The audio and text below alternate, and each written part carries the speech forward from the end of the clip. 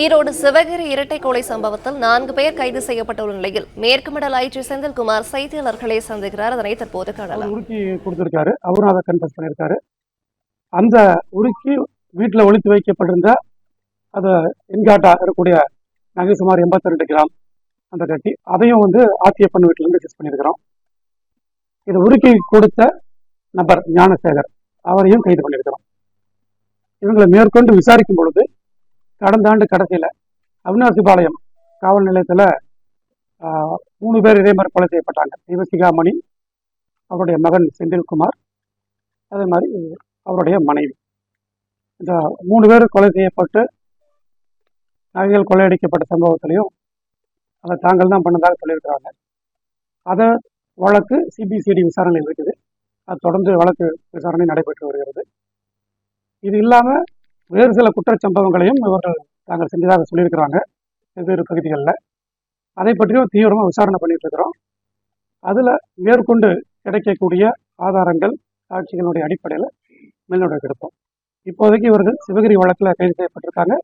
இதில் சம்பந்தப்பட்ட நகை, திருடி எடுத்து போய் உருக்கப்பட்ட நகை, பயன்படுத்தப்பட்ட ஆயுதம், பயன்படுத்தப்பட்ட 2 வீலர், அது இல்லாமல் இறந்து போனவருடைய செல்போன், இது எல்லாமே இவங்க சீஸ் பண்ணப்பட்டிருக்குது. மேற்கொண்டு தொடர்ந்து நாங்கள் விசாரணை. இதுவரைக்கும் விசாரணையில் இவங்க 3 பேர் தான் ஒரே இதாக செயல்பட்டு வராங்க. 3 பேரும் பழங்குற்றவாளிகள் ஒன்றா இருந்தவங்க. இதுக்கு முன்னாடி 2015ஆம் ஆண்டில் ஒரு 5 வழக்குகள் இவங்களுக்கு இருக்குது. ப்ராப்பர்ட்டி பண்ணுற சொத்து வழக்குகள். அந்த 5 வழக்குகளையே விடுதலை ஆயிடுச்சு. அதன் பிறகு இவர்கள் மேல் ஸ்பெசிஃபிக்கான வழக்குகள் இல்லை. இப்போ சொல்லியிருக்கிறாங்க, அதை பற்றி விசாரித்து மேற்கொள்ள முடியும்.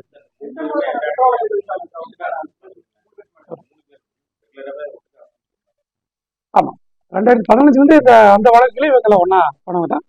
இவங்களோட இன்னொருத்தர் இருந்திருக்காரு, ஆனந்த் அப்படின்னு ஒருத்தர் இருந்திருக்காரு. இந்த 3 வழக்குகளுக்கும் இந்த இப்போ போட்ட வழக்குகளில் அவருக்கு சம்மந்தம் இல்லைன்னு இவங்க சொல்லியிருக்காங்க. பட் இருந்தாலும் மேற்கொண்டு நாங்கள் வெரிஃபிகேஷன் பண்ணிக்கிட்டு இருக்கிறோம்.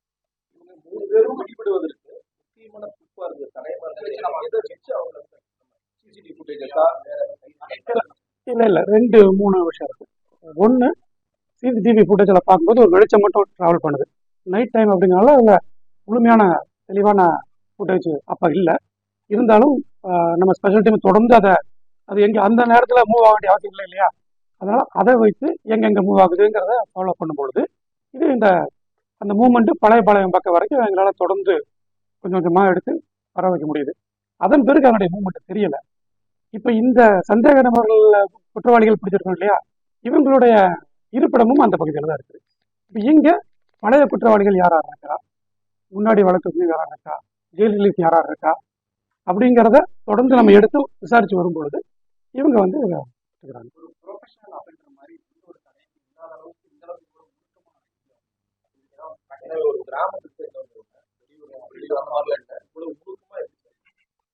இதுல பாத்தீங்கன்னா ஆட்சியப்பன் அப்படிங்கிறது இந்த தேங்காய் உரிக்கிறது, தேங்காய் தோப்புல போய் தேங்காய் வாங்குறது, இது போன்ற தொழிலில் இருந்திருக்காரு. அதனால அந்த மாதிரி இடங்களை அவர் தேடி போகும் பொழுது அந்த இடத்த பாக்குறாரு. அங்க தனியா இருக்கிறாங்க, வயசானவங்க தனியா இருக்கிறாங்க, வீடு தனியா இருக்குது அப்படிங்கிறது அவருக்கு தெரிய வருது. இங்க நம்ம அவன்ஸ் பண்ணா தெரியாதுன்னு அவர் நினைக்கிறேன். இது அவங்களுடைய இதுபடி தெரிய வருது நமக்கு.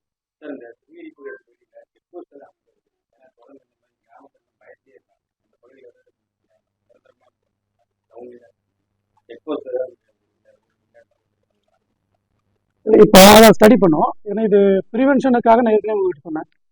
முன்னாடி ஒரு 10 கெனால் பீட் அனுப்பியிருந்தாங்கன்னா இப்போ இந்த சமீப காலங்களில் 26 கெனால் பீட் அது ஆர்மோட மூவ் பண்ணுறாங்க.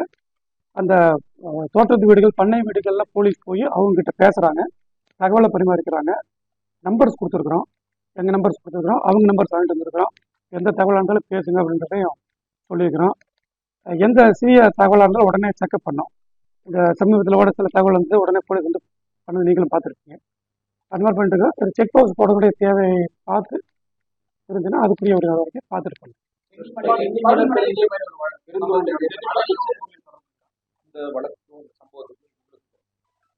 இப்போ இவங்க நம்ம எவிடன்ஸோட இதை நம்ம கொண்டு வந்திருக்கிறது நம்ம சிவகிரி நகரான் பாலத்திலான கேஸு.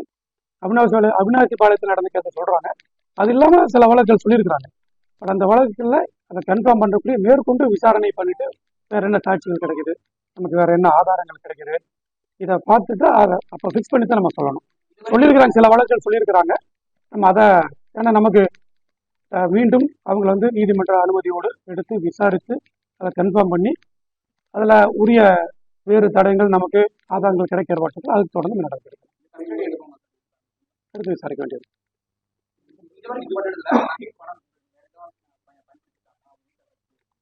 இல்லை, இப்போதைக்கு இது அவன் கையில் வச்சிருந்து இதை தான் பண்ணியிருக்கிறோம். பட் இவங்க வழக்கு சம்மந்தப்பட்ட சொல்றது அதை கொண்டு விசாரிக்க டைம் தேவைப்படும்.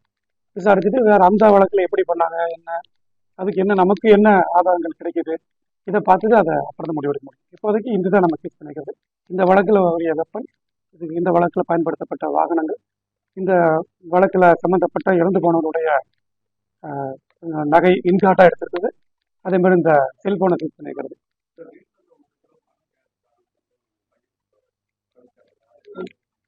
இவங்களை விசாரித்த போது வரைக்கும் பணம் எடுத்தா சொல்ல, நகை எடுத்ததா சொல்லியிருக்காங்க.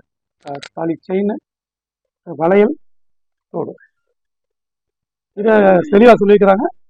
அதுதான் சுமாரா வந்து 10.25 சவரன். அதை உருக்கி எடுக்கும் பொழுது அவங்களுக்கு வச்சிருந்தது ஏறக்குறைய சுமாரா 82 கிராம். இவங்க சொல்ற கணக்குப்படி கட்டைகள், அதாவது சீஸ் பண்ணது கட்டை தான், மரக்கட்டை தான். அந்த ஆயுதங்கள் அவங்க பட்ட காயங்களும் அதுக்குரிய காயங்களாக தான் இருக்கு. அதுபோல பிளண்ட் வெப்பன்ல அடிச்ச காயங்கள் தான் அவங்க 2 பேத்துக்குமே இருக்கு. இந்த வழக்குல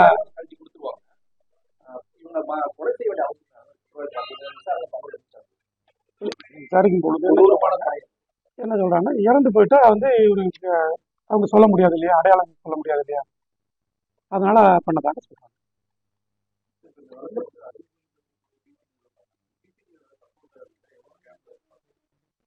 இல்லை, இப்போ சொன்னேனே ஏறக்குறைய 60 கிலோமீட்டர் வரைக்கும் எல்லாத்தையும் சுற்றி நம்ம சிசிடிவி பார்த்தோம்.